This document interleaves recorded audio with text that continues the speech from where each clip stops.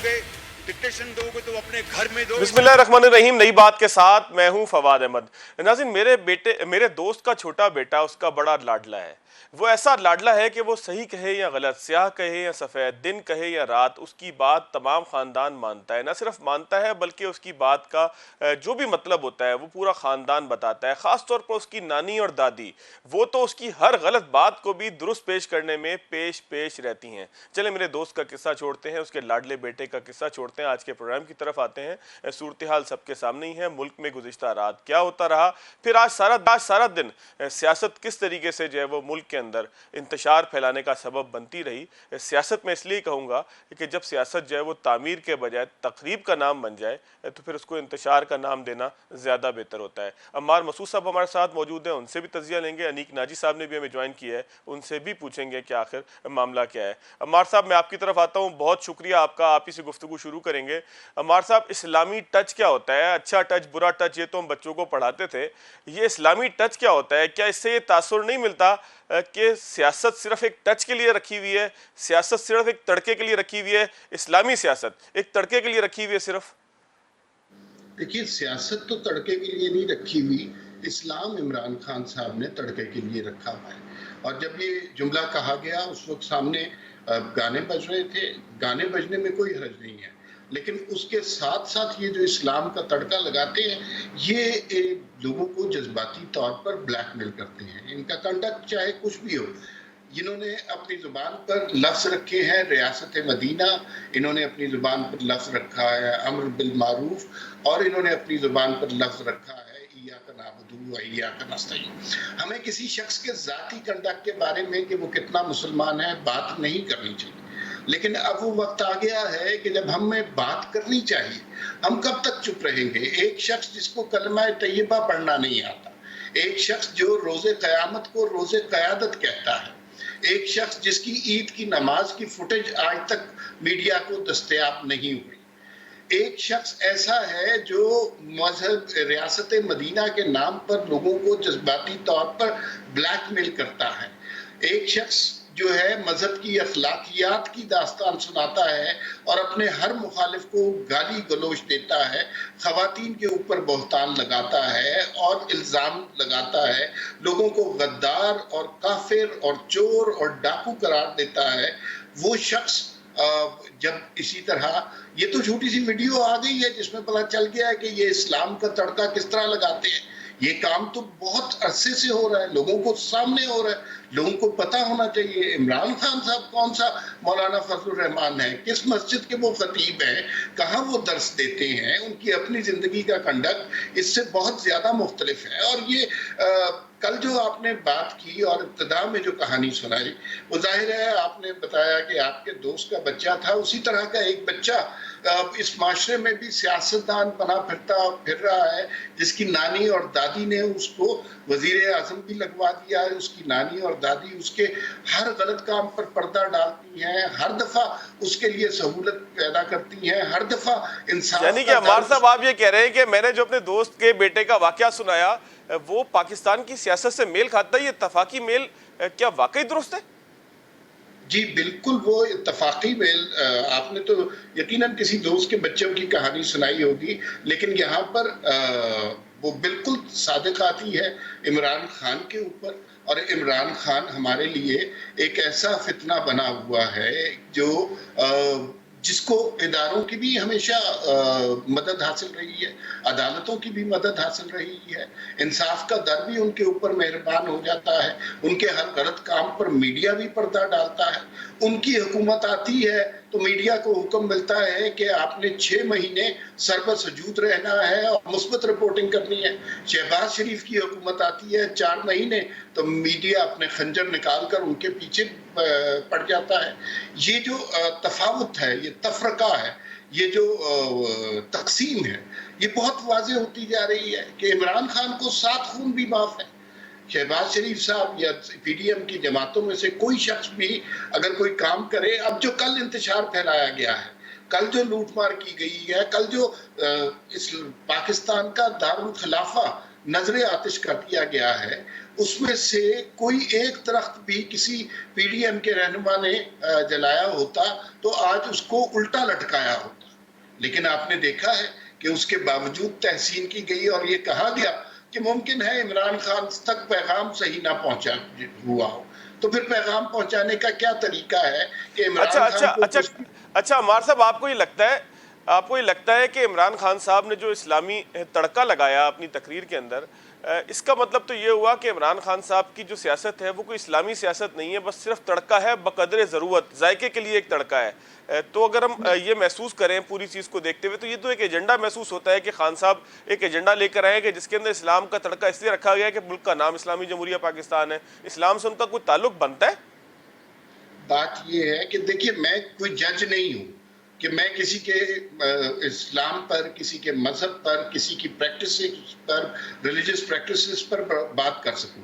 میرا اپنا کنڈکٹ ٹھیک نہیں ہے، میں خود بہت گناہ گار آدمی ہوں، لیکن ہمیں اب اس پہ اور ہم ساری عمر اسی شرم میں کسی عمران خان پر بات نہیں کر سکے، اس لیے کہ ہمیں احساس ہوتا ہے کہ ہمارا علم بھی کم ہے، ہمارا عمل بھی کم تر ہے. لیکن اب وہ موقع آ گیا ہے کہ جب بات کرنی چاہیے، لوگوں کو اس جذباتی بلیک میلنگ سے نکالنا چاہیے. اور یہ جو اسلامی تڑکا انہوں نے لگانے کی کوشش کی ہے، یہ آج تو نہیں لگا رہے، یہ تو گزشتہ 22 سال سے لگا رہے ہیں. ایک طرف وہ کبھی امریکہ کی مدد کر رہے ہوتے ہیں، کبھی امریکہ سے آنے پر ورلڈ کپ جیتنے کا اعلان کر رہے ہوتے ہیں، دوسری طرف اسلام کا نعرہ بلند کر رہے ہوتے ہیں. تو یہ بہت زیادہ تفاوت ہے، یہ باتیں ٹھیک ہو جانی چاہیے. یہ ان کی جو ہے قول و فعل میں تضاد کو ایکسپوز ہو جانا چاہیے، لیکن نہیں ہونے دیا جاتا. ہر دفعہ کوئی مہربان ہاتھ ان کے سر پر چھت بن کر آ جاتا ہے اور پھر اس کے بعد ساری قوم کو کسی اور طرف لگا دیا جاتا ہے. ابھی جو کل کا واقعہ ہے، کون سا مذہب آپ مجھے بتائیے یہ کہتا ہے کہ مسافروں کے راستے بند کر دو؟ کون سا مذہب اس بات کی تلقین کرتا ہے کہ درختوں کو جلا دو؟ کون سا مذہب اس بات کی تلقین کرتا ہے کہ وہ سپاہی، وہ پولیس والا جو لوگوں کی حفاظت پر مامور ہے، ریاست کی ڈیوٹی کر رہا ہے، اس کو گولی مار دو؟ کون سا مذہب اس بات کی تلقین کرتا ہے کہ لوگوں اچھا عمار صاحب، آپ ایک علمی گھرانے سے تعلق رکھتے ہیں، آپ کے والد بھی ایک بڑے شاعر ہیں، تو آپ کا علم آپ کو کیا بتاتا ہے کہ اگر آنسو گیس کا شیل فائر کیا جائے اور اس موقع پہ درخت کو آگ لگا دی جائے تو کیا اس سے جو ہے وہ آنسو گیس کی کثافت جو ہے اس میں کوئی کمی واقع ہوتی ہے؟ آپ کا علم کیا کہتا ہے؟ آپ کو کیا معلومات ہیں اس حوالے سے؟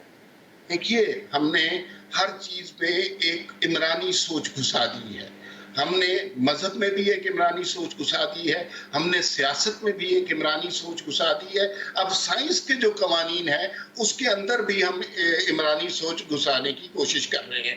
اگر یہ بات درست ہے کہ آنسو گیس کا اثر ختم کرنے کے لیے آپ کو درخت لگانے کی، درخت کو جلانا پڑتا ہے، تو ساری دنیا میں جہاں پہ ٹیئر گیس شیلنگ ہوتی ہے تو وہاں پہ شہروں کو، جنگلوں کو، پودوں کو نظر آتش کیوں نہیں کیا جاتا؟ اور دوسری بات یہ ہے، اگر اس بات کو درست تسلیم کر لیا جائے تو آئندہ جب بھی کہیں ٹیئر گیس پھینکی جائے گی، لوگوں کو یہ حق آپ نے دے دیا ہے کہ وہ وہاں پر سارے کا سارا شہر جلا دیں تاکہ آنسو گیس سے بچ جائیں. یہ تو عجیب احمقانہ قسم کے بہانے ہیں، اور اس سے مسئلہ یہ ہے کہ یہ بہانے نہیں ہیں، ان کو تسلیم کیا جاتا ہے، ان کو لیجیٹمائز کیا جاتا ہے، ان کو کہیں نہ کہیں سے سہولت کاری ملتی ہے، اور اس کے بعد قوم کو ایک نئی ٹرک کی بتی کے پیچھے لگا دیا جاتا ہے. جیسے ابھی خان صاحب نے لگا دیا، الٹیمیٹم دے دیا ہے کہ 6 دن کے اندر الیکشن کرائیں. بھائی آپ ایک سابق وزیر اعظم ہیں. اچھا ویسے عمار صاحب، آپ کو کیا لگتا ہے کہ خان صاحب واپس کیوں گئے ہیں؟ خان صاحب کو کوئی ڈیل کے نتیجے میں واپس جانا پڑا؟ کہیں کوئی بات چیت ہو رہی تھی جس بات چیت کے نتیجے میں خان صاحب نے جو واپسی کا راستہ لیا؟ آخر صبح ایسا ہوا کیا؟ رات تک تو کوئی کسی قسم کا کوئی تجزیہ نہ کہیں موجود تھا، نہ کوئی خبر موجود تھی، بلکہ تحریک انصاف کی طرف سے اس بات کو ڈینائی کیا گیا، سختی سے ڈینائی کیا گیا، حکومت نے ڈینائی کیا کہ کہیں پہ کوئی ڈیل ہو رہی ہے، کہیں پہ کوئی بات ہو رہی ہے. صبح آخر صورتحال ایسی بدلی کیا مجمع کم تھا، لوگ نہیں تھے؟ بہت ساری باتیں ہو رہی ہیں، آپ کے پاس خبر کیا، آپ کا تجزیہ کیا ہے؟ بات سنیے، عمران خان صاحب ایک اذیت پسند آدمی ہیں. آپ کو میں کچھ باتیں بتاؤں جو باتیں سن کر آپ کے رونگٹے کھڑے ہو جائیں. جن سیاسی رہنماؤں کو عمران خان صاحب اپنے دور حکومت میں گرفتار کرتے تھے، جس میں رانا ثناء اللہ، Shahid Khaqan Abbasi, Nawaz Sharif, you name it, بے تحاشا لوگ تھے، مریم نواز صاحبہ بھی تھی. اس کے بعد وہ اپنے وزیر اعظم ہاؤس میں ان کیمروں کی ریکارڈنگ بڑے شوق سے دیکھا کرتے تھے کہ جب یہ لوگ اذیت سے اپنے جیل سیل میں رات گزارا کرتے تھے. اور یہ نہ صرف خود دیکھتے تھے، باتھ رومز میں لوگوں کے کیمرے لگے تھے، بلکہ اپنے دوستوں کو بھی دکھا کر خوش ہوتے تھے. ایک جو آپ کا سوال ہے اس کی جسٹیفیکیشن یہ ہے کہ جب شہر کا امن و امان تباہ کر دیا، جب شہر دارالخلافہ نظر آتش کر دیا، جب امن و امان کو پیروں تلے رون دیا، جب آئین کی توہین کر دی، تو یقیناً ایک اذیت پسند شخص کی تشفی ہوئی ہوگی اور اس نے فیصلہ کیا ہوگا کہ چلیں آج کا میرا کام ہو گیا، کچھ عرصے کے بعد میں دوبارہ آؤں گا اور اس شہر کو شعلوں کی نظر کر دوں گا. دوسری بات یہ ہے کہ عمران خان صاحب توقع کر رہے تھے 20 لاکھ لوگ. ہم اسلام آباد میں رہتے ہیں، 4 سے 5 ہزار لوگ نہیں تھے اور وہ سارے لوگ کے پی کے سے آئے ہوئے تھے، انہوں نے واپس گھر جانا تھا. آج صبح ڈی چوک بالکل خالی ہو چکا تھا، کوئی دھرنا دینے کی ابیلٹی اب اس جماعت کے پاس ہے ہی نہیں. یہ تنہا چند لوگوں کے ساتھ اس جمہوریت کو ہاسٹیج بنانا چاہتے ہیں، اس پارلیمان کو بلیک میل کرنا چاہتے ہیں. تو میرے خیال میں انہیں احساس ہو گیا ہوگا کہ جتنے لوگ ان کے ساتھ ہیں ان کے ساتھ یہ ان کے سفاک ارادے مکمل نہیں ہو سکتے. تو یہ دوبارہ پلاننگ کر کے آئیں گے، دوبارہ لشکر کشی کریں گے دارالخلافہ پر، پارلیمنٹ پر، عدالتوں پر اور اس جمہوریت پر، اور کوشش کریں گے کہ کسی طرح وہ نظام جو بمشکل ابھی اچھا عمار صاحب، اگر ایک بیلنس سیٹ بنائی جائے، عمار صاحب اگر ایک بیلنس سیٹ بنائی جائے جس کے اندر حکومت ایک جانب ہو، ایک جانب جو ہے وہ عمران خان صاحب ہوں، تو آپ کو کیا لگتا ہے کہ اگر 1 2 3 4 5 انٹریز اس کے اندر ڈالی جائیں، اس کا جو ہے وہ پورا ایک بازائچہ نکالا جائے، تو کس کو کیا فائدہ ہوا کل کے پورے ایونٹ سے اور کس کو کیا نقصان ہوا؟ حکومت کو کیا فائدہ ہوا، حکومت کو کیا نقصان ہوا، پی ٹی آئی کو کیا فائدہ ہوا، پی ٹی آئی کو کیا نقصان ہوا؟ دیکھیے بات یہ ہے کہ حکومت نے اپنا فائدہ اس وقت دکھایا کہ رانا ثناء اللہ صاحب نے بہت اچھی ایڈمنسٹریشن کی، چیزیں کنٹرول میں کی، کوئی غنڈہ گردی، کوئی آتش زدگی کا کوئی واقعہ نہیں ہوا. یہاں تک ہم حکومت کی کامیابی کی اسے دلیل کہتے ہیں کہ قانون کو اگر حرکت میں آنے دیا جائے، حکومتوں کو اگر کام کرنے دیا جائے تو اس طرح کی غنڈہ گردی نہیں ہو سکتی. یہ حکومت کی کامیابی تھی. لیکن اس کے بعد ہوا کیا؟ عدالت کی جانب سے ایک حکم آیا اور اس حکم کے بعد انہیں اجازت دے دی گئی. کسی نے خیال نہیں کیا اس کے بعد عدالت کے حکم کا، کسی نے خیال نہیں کیا اس جگہ کا جہاں پہ دھرنا دینے کا کہا گیا تھا، کسی نے ڈی چوک کی سینسٹیوٹی کا خیال نہیں کیا. تو اس کے بعد وہ دوبارہ وہاں پر غنڈہ گردی ہوئی اور اس پہ کسی کو سزا نہیں ہوئی. یہ اس کا مطلب ہے کہ عمران خان صاحب نے یہ پروف کیا کہ وہ چاہے اس سارے ملک کو آگ لگا دیں، ان کو کوئی کچھ کہنے والا نہیں ہے. یہ عمران خان صاحب نے اپنا پلس پوائنٹ پروف کیا. دوسری بات یہ ہے کہ حکومت کا یہ نقطہ مضبوط ہو گیا کہ عمران خان کے ساتھ اب لوگ نہیں نکلتے، اور یہ بات ثابت بھی ہوئی اگر رکاوٹیں نہ بھی ہوتی تو عمران خان صاحب کے ساتھ پشاور سے لوگ نہیں نکلے، ثوابی سے انہوں نے لوگ اکٹھے کیے ہیں. اور اس میں عمران خان کو ڈس ایڈوانٹیج یہ ہوا کہ جو 20 لاکھ کا مجمع عمار صاحب آپ نے بہت اہم نقطہ بتایا کہ عمران خان صاحب کے ساتھ لوگ نہیں نکلے. اسی پہ مزید بھی بات کریں گے. کیا تحریک انصاف کی تنظیم جو ہے وہ کسی زاویے سے ناکام ہو گئی ہے، خاص طور پر پنجاب میں، کہ جہاں سے پاکستان تحریک انصاف کے تقریباً درجن بھر رہنما جو ہے وہ ٹی وی کے اوپر روزانہ آتے ہیں، پریس کانفرنس کرتے ہیں، ٹی وی پروگرامز کے اندر شرکت کرتے ہیں، لیکن کل وہ نظر نہیں آئے. 2 3 رہنماؤں کے علاوہ حماد اظہر صاحب تھے یا جو ہے وہ میاں محمود الرشید اور اعجاز چودھری صاحب تھے. اس کے علاوہ لاہور میں بھی کوئی بڑا رہنما نظر نہیں آیا، اور کے پی کے اندر جو صورتحال تھی وہ تو سب کے سامنے ہے. یہاں سندھ کی بھی بات کریں گے، کراچی کے اندر جہاں سے 14 سیٹیں عمران خان صاحب نے جیتیں، وہاں پر کیا صورتحال تھی؟ علی زیدی صاحب کے علاوہ کوئی نظر نہیں آیا. گورنر صاحب پنڈی سے نمودار ہوئے اور حلیم عادل شیخ صاحب جو ہے وہ پشاور میں کنٹینر پہ چڑھے دکھائی دیے. ایک بریک لیں گے، بریک کے بعد تحریک انصاف کو کیا نقصان ہوا اس پر بات کریں گے.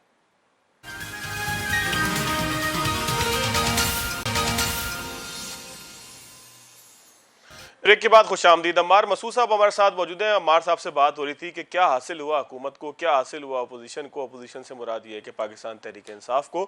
بہت ساری چیزیں ایسی ہیں کہ جو کھل کر سامنے آ گئیں. عمران خان صاحب خاص طور پر جو تنظیم ہے تحریک انصاف کی, اس کے حوالے سے یہ کہا جا رہا ہے کہ پنجاب سے لے کے کے پی کے تک اور کے پی کے سے کراچی تک تمام ہی جو قیادت تھی وہ نہ صرف موجود نہیں تھی بلکہ یہ ہے کہ وہ لوگ نکالنے کے اندر بھی ناکام نظر آئی, اور ایک ایسے موقع کے اوپر کہ جب عمران خان صاحب کو ڈو اینڈ ڈائی کی سچویشن کا سامنا تھا. عمار صاحب, کراچی کے اندر میں نے آپ کو بتایا بریک سے پہلے جس طرح سے ہم نے بات بھی کی کہ یہاں پر تو ہمیں قیادت نظر نہیں آئی. 2-4 اہم رہنما تھے, علی زیدی صاحب موجود تھے, لیکن گورنر صاحب جن کو یہاں موجود ہونا چاہیے تھا, جو 5 سال گورنرشپ کے 3.5 سال گورنرشپ کا مزہ لیتے رہے, اس سے پہلے وہ جو ہے وہ پاکستان تحریک انصاف کے صف اول کے رہنما تھے, تمام نیگوسیشن میں بھی آگے تھے, لیکن وہ پنڈی سے نمودار ہوئے. پنجاب میں بھی نظر نہیں آیا, لاہور میں کوئی بڑا رہنما نظر نہیں آیا. اسی طریقے سے آپ کہہ لیں کہ پنڈی کے اندر تو شیخ رشید صاحب کے اوپر ہی شاید ان کا آسرا تھا. فیاض الحسن چوہان صاحب موٹر سائیکل پہ نکلے اور آس پاس کوئی نہیں تھا. تو تحریک انصاف کی تنظیم بری طریقے سے ایکسپوز نہیں ہوئی؟ بھائی مجھے سمجھ نہیں آ رہی یہ کس قسم کا سوال ہے. کون سی تنظیم ہے ان کی کوئی سیاسی جماعتوں والی تنظیم ہے؟ کوئی تنظیم نہیں ہے ان کی. یہ گنڈوں کا ایک جتھا ہے. یہ تنظیم سیاسی جماعت تھوڑی ہے جس کے ڈسٹرکٹ ناظم ہوں, جس کے تحصیل یونین کے لیول پر لوگ ہوں. بالکل ایسے لوگ نہیں ہیں. اب جو میں آپ کو بتاؤں, جو پنجاب کی ان کی قیادت ہے, جو بزدار کے دور میں لوٹ کے کھاتے رہے پاکستان کو اور پنجاب کو, وہ سارے اٹھ کے کے پی کے میں چلے گئے. اور پشاور میں جس جگہ یہ ٹھہرے ہوئے تھے وہاں پہ کمرہ ملنا مشکل ہو گیا تھا. سارے کے سارے وہاں پہ جگہ تھے. پنجاب میں یہ کہ لوگ کس نے نکالنے تھے انہیں پتا ہے کہ وہ لوگ نہیں نکال سکتے. دوسری بات یہ ہے کہ آدھے ان کے رہنما جو پیچھے رہ گئے وہ پولیس سے, اور یہ میں آپ کو بالکل حتمی طور پہ بتا رہا ہوں, پولیس سے ریکویسٹ کرتے رہے کہ ہمیں گرفتار کر لیا جائے, تاکہ ایک تو وہ دھرنے کی کلفت سے بچ جائیں, اس امبیرسمنٹ سے بچ جائیں کہ لوگ ان کے ساتھ نہیں نکل سکے. دوسری بات یہ ہے کہ وہ عمران خان کے سامنے ہیرو بھی بن جائے, سوشل میڈیا پر قیامت بھی برپا کر دیں. یاسمین راشد اور اندلیب عباس, ان کی گاڑی کو روکا گیا. وہ دونوں معزز خواتین خود اٹھ کر پولیس کی گاڑی میں بیٹھ گئی, اور پولیس والوں نے ان سے کہا کہ بھائی ہم آپ کو گرفتار نہیں کرنے آئے, آپ ہماری گاڑی سے اتریں. تو جس پہ انہیں بڑی حیرت ہوئی اور انہیں بڑی پشیمانی ہوئی. کے پی کے سے ظاہر ہے وہاں پر حکومت ہے, وہاں پر سرکاری مشینری ہے, وہاں کا پیسہ سرکاری استعمال ہو سکتا ہے, وہاں کا ہیلی کاپٹر رکشے کی طرح استعمال ہو سکتا ہے. وہاں پر انہوں نے لوگوں کو اکٹھا بھی کیا, اور پتہ نہیں ان کو پیسے دے کر اکٹھا کیا یا کوئی جھوٹے خواب دکھا کر اکٹھا کیا, لیکن جس جگہ آپ کی حکومت ہوتی ہے اس کے ایڈوانٹیجز تو ہوتے ہیں, اور لوگوں کو وہاں پر ثوابی لے کر آیا گیا ہے. عمران خان صاحب کو میں آپ کو بتاؤں خود اندازہ تھا اپنی تنظیم کا اور اس لانگ مارچ کے نتائج کا. اسی وجہ سے آپ کو میں یہ بتاؤں کہ پرسوں تک وہاں پہ کنٹینر ہی تیار نہیں تھا, اور کسی کا ارادہ ہی نہیں تھا. جو کے پی کے میں پی ٹی آئی کے لوگ ہیں وہ تیار ہی نہیں تھے کہ ہم نے جانا بھی ہے. دے ور ویری کنفیوز. اور وہ وہاں پہ ایک ریسٹ ہاؤس ہے, وہاں پر بیٹھ کر انہوں نے بہت گل چھرے اڑائے ہیں سب نے مل کے, اور جمہوریت کو خوب گالی دی ہے. ایک بڑا دلچسپ واقعہ ہوا کے پی کے میں, اگر میں آپ کی اجازت سے بتا سکوں, کہ جب یہ تنظیم سازی کیا ہونی انہوں نے, وہاں پر کے پی کے میں عمران خان صاحب نے فیصلہ کیا کہ پہلی دفعہ جب وہ پریس کانفرنس کی انہوں نے 3 بجے, اس کے بعد انہوں نے کہا پہلی دفعہ میں انڈیپینڈنٹ میڈیا سے ملنے کی کوشش کرتا ہوں. 5-6 جرنلسٹوں کو دعوت دی گئی جو ARY کے علاوہ بھی تھے, اور انہوں نے جب سوال شروع کیے تو ایک ہمارے دوست ہیں بڑے اچھے جرنلسٹ ہیں وہاں کے, طارق آفاق, اور وہ بڑے جمہوریت پسند آدمی ہیں. انہوں نے پہلا سوال یہ کیا کہ خان صاحب یہ جو BRT آپ کرپشن کے بارے میں بات کرتے رہتے ہیں, سب سے بڑا کرپشن کا سکینڈل تو یہ ہے کہ BRT میں اتنا پیسہ کھایا گیا اور آپ اس کا فیصلہ نہیں ہونے دے رہے. تو عمران خان صاحب نے اس کا جواب نہیں دیا, پرویز خٹک نے جواب دیا, اور انہوں نے کہا کہ اگر BRT میں کوئی کرپشن ثابت ہو جائے تو یا تو آپ مجھے قتل کر دیں یا میں آپ کو قتل کر دوں. اس طرح کی زبان استعمال کرتے ہیں. مطلب قتل کی دھمکی تک معاملہ آ گیا. جی, اور یہ ریکارڈ پر موجود ہے. اور انہوں نے ایک دو سوال اور کرنے کی کوشش کی تو عمران خان صاحب تھوڑے سے گھبرا گئے اور اس کے بعد ان کی سیکیورٹی کے آدمی لوگ آ گئے اور انہوں نے اس صحافی کو جو کہ بہت اچھے صحافی ہیں اس کو کندھے سے پکڑ کر جھنجھوڑا اور انہوں نے کہا آپ خان صاحب کو زیادہ پریشان نہ کریں. تو یہ تو ان کی کیفیت ہے جو, لیکن وہاں پہ لوگ بتا رہے تھے عمران خان بہت زیادہ ڈپریسڈ, ڈیجیکٹڈ اور ڈیمورلائز تھے. ان کو بالکل اندازہ ہو رہا تھا کہ اگلے دنوں میں ان کے ساتھ کیا ہونے والا ہے اور وہ فساد ڈال کر چلے جائیں گے. لیکن اس اچھا عمار صاحب, ثنا بچہ صاحبہ نے ہمیں جوائن کیا ہے, میں چاہوں گا ایک سوال ان سے بھی لے لوں. ثنا بچہ صاحبہ بہت شکریہ آپ کے وقت کا. عمار مسعود صاحب ہمارے ساتھ موجود ہیں. ہم صورتحال یہ دیکھ رہے ہیں کہ گزشتہ روز جو ہے وہ خاص طور پر پنجاب میں اور کے پی کے میں عام طور پر بہت زیادہ مجمع عمران خان صاحب نکالنے میں کامیاب نہیں ہو سکے, قیادت بھی نظر نہیں آئی. خود کراچی کی اگر ہم بات کریں تو گورنر صاحب جو ہے وہ پنڈی سے نمودار ہوئے اور کراچی کی قیادت کے اندر بھی جو درجن بھر ایم این ایز اور 2 درجن بھر کے قریب ایم پی ایز ہیں ان میں سے بھی خال ہی تھے کہ جو میسیج کر کے بتا رہے تھے کہ اب ہم پہنچنے والے ہیں اور طارق روڈ کی پچھلی گلی سے ہم واپس آ گئے. تو تحریک انصاف بری طریقے سے ایکسپوز نہیں ہوئی جو یہ کہتی تھی کہ ہم ملک کی بہت بڑی پارٹی ہیں؟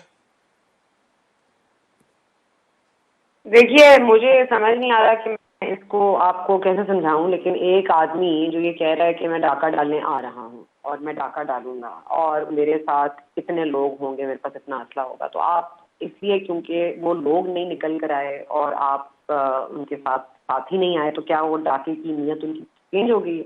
کیا انہوں نے ڈاکہ نہیں ڈالنا؟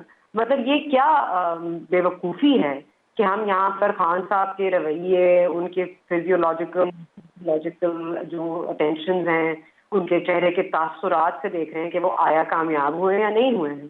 آپ مجھے بتا دیجیے وہ کہاں ناکام ہوئے ہیں؟ انہوں نے آپ کیا نہیں کر لیا جو وہ کہہ رہے تھے؟ کیا انہوں نے مجمع اکٹھے کر کے جلسے نہیں کیے؟ کیا انہوں نے آپ کی عوام کو یہ نہیں بتا دیا کہ آپ کے پرائم منسٹر نواز شریف صاحب جو فارمر ہیں وہ ایک بھگوڑے ہیں؟ آپ مجھے بتا دیجیے ایک عام آدمی کو یہ پتا ہے کہ اقامے میں نکالے گئے اور کیا کیس بنا تھا ان پر؟ یہ تو مجھ جیسے اور آپ جیسے لوگ جو تھوڑا بہت ٹی وی دیکھ لیتے ہیں کہ ہمارے سرکلز میں ہی بات کو سمجھا جا سکتا ہے. آپ مجھے بتائیں کہ عام آدمی کو تو بگوڑا سناؤ گے, 4 دفعہ بتاؤ گے, 5 دفعہ بتاؤ گے, 6 دفعہ وہ تو آپ کو ازبر یاد دلا دے گا.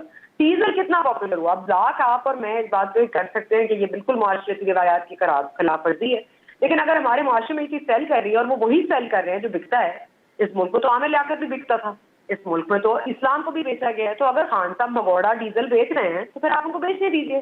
لیکن یہ مجھے آ کے مت بتائیے کیونکہ وہ بک رہے ہیں تو میں اس پہ اکتفا کر لوں کہ دیکھیے جی وہ لوگ نہیں آئے, لوگ نہیں آ سکے, ہم نے ڈی چوک پہ اتنے سارے وہ کر دیے. آپ نے جو کل کیا ہے اسلام آباد کے ساتھ, ایک ایک پتا ایک ایک بوٹا گواہ ہے کہ اس ملک کی اپوزیشن اور حکومت نے دونوں نے صرف اپنا اپنا سوچا, نہ اس ملک کا سوچ رہے ہیں, نہ اس شہر کا سوچ رہے ہیں اور نہ ان شہریوں کا سوچ رہے ہیں. اب تو ہم اتنے بھی ڈیوائڈ ہو گئے کہ ہمیں تو لگتا ہے کہ پی والوں کو ٹیئر گیس بھی لگ جائے تو کوئی مسئلہ نہیں, آگے سے وہ گالیاں بھی دے دیں تو کوئی مسئلہ نہیں. مطلب ہم نے کیا روایات کو انکریج کیا ہے؟ اگر وہ گالی دیتے ہیں تو ہم نے کون سی ان کی زبان بندی کر دی ہے؟ ہم تو کہہ رہے ہیں اور دو اور دو اور دو, اس کا مطلب کیا ہے؟ تو ان کو تو قانونی تحفظ بھی حاصل نہیں ہو گیا ان کی تمام جو بھی موومنٹ تھی اس کو؟ آئینی تحفظ کی تو میں آپ کو کیا بات کروں. مطلب مجھے یہ بتا دیں کہ جو 16-17 آرٹیکل کی بار بار تشریح کے لیے بابر اعوان صاحب بڑے پیش رہے ہیں, میں تو کہتی ہوں کہ میں بھی کوئی 16, 17, 18, 19, 21 لے کے میں بھی چلی جاؤں, آرٹیکل 2, آرٹیکل 4 سب لے کے میں چلی جاتی ہوں سپریم کورٹ میں. کہتی ہوں جی آپ نے جو خان صاحب کو پروٹیسٹ کا رائٹ دیا ہے نا, وہ میرا بھی آپ کی ججمنٹ کے خلاف پروٹیسٹ کرنے کا رائٹ دے دیں, ٹھیک ہے؟ کیونکہ پروٹیسٹ کرنا اگر حق بات ہے اور اگر آئینی طور پر یہ بات ٹھیک ہے تو پھر یہ میرے لیے بھی ٹھیک ہے, پھر یہ صرف خان صاحب کے لیے تو ٹھیک نہیں ہے. یہ کیا بات ہوئی کہ خان صاحب حکومت کے خلاف بولتے ہیں تو ٹھیک ہے جی پروٹیسٹ کر لیں, ہمارے فیصلے کے خلاف کوئی نہ کچھ کہے, ہمارے خلاف کوئی کچھ نہ کہے. کیوں آپ کو کرٹیسائز نہیں کیا جا سکتا؟ آپ غلط نہیں ہو سکتے کیا؟ ہمارے فوجی ادارے مطلب جو پہلے کہا جاتا تھا یہ سیکرڈ کاؤز ہیں, تو یہ تو اب کہاں سے رہ گئی سیکرڈ؟ اور معذرت کے ساتھ جو جمہوری جماعتوں نے اس ملک کی جمہوریت کو خطرہ لاحق کر دیا ہے, میرا خیال ہے سب پارلیمان سے استعفے دے کے باہر نکلے. آج آپ کو 47 منٹ کی تقریر میں شہباز شریف صاحب نے پوری ڈیٹیل بتائی ہے کہ خان صاحب نے کہاں کہاں کیا کیا اور وہ کتنی شر پسند جماعت ہیں اور وہ کتنی آپ کو افراتفری مچا رہے ہیں اور کتنا انتشار پھیلا رہے ہیں اور کیسے کشمیر کے کوز کو ہرٹ کر دیا, کیسے سب کچھ کر دیا. اور یہ پارلیمان کا فیصلہ ہوگا جی, ہم ان کے ساتھ کیا کریں گے.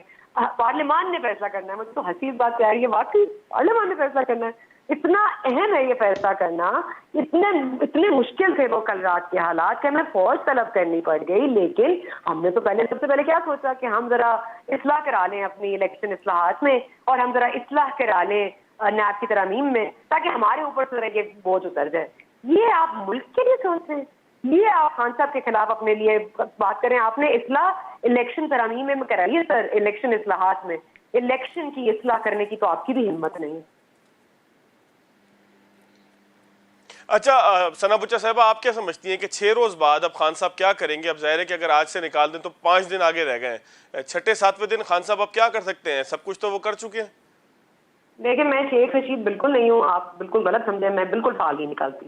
میں نہیں بتا سکتی وہ 6 دن بعد کیا کریں گے جی, مجھے نہیں پتا. مجھے تو یہ بھی نہیں پتا وہ کل کیا کریں گے, مجھے یہ نہیں پتا وہ اگلے منٹ کیا بولیں گے, مجھے تو یہ نہیں پتا کہ اگلے منٹ ہمارے ادارے نیوٹرل رہیں گے یا نہیں, مجھے تو یہ بھی نہیں پتا کہ ہمارے اپنے فوجی ادارے جو ہمارے جمہوریت کے لیے بہت بڑا خطرہ تھا, اب ان کے اندر جمہوریت آ گئی ہے ماشاء اللہ. لیکن ہم یہ بات کریں گے نہیں, ہم یہ سوال کریں گے نہیں. مجھے جب پتہ ہی نہیں ہے, نہ مجھے اپنی حکومت کا پتہ ہے, نہ مجھے اپنی اپوزیشن کا پتہ ہے, نہ مجھے اپنے اداروں کا پتہ ہے, تو پھر اس میں کیا تجزیہ دے سکتی ہوں؟ خاص وہ شیخ رشید صاحب دے سکتے ہیں کیونکہ وہ گیٹ نمبر 4 کے ہیں, میں نہیں. شیخ رشید صاحب کے تجزیے تو جو ہے وہ کامیاب بھی ہو رہے ہیں. ہم یہ دیکھ رہے ہیں کہ شیخ رشید صاحب نے خونی اور جو ہے وہ آگ لگانے اور جلاؤ کرنے کا جو ہے وہ ایک اعلان کیا تھا, اور وہ سب کچھ پورا بھی ہو گیا. ایک بریک لیتے ہیں, بریک کے بعد دوبارہ آئیں گے. ثنا بچہ صاحبہ آپ کا بہت شکریہ. عمار مسعود صاحب ہمارے ساتھ موجود ہیں, بریک کے بعد ان سے بات کریں.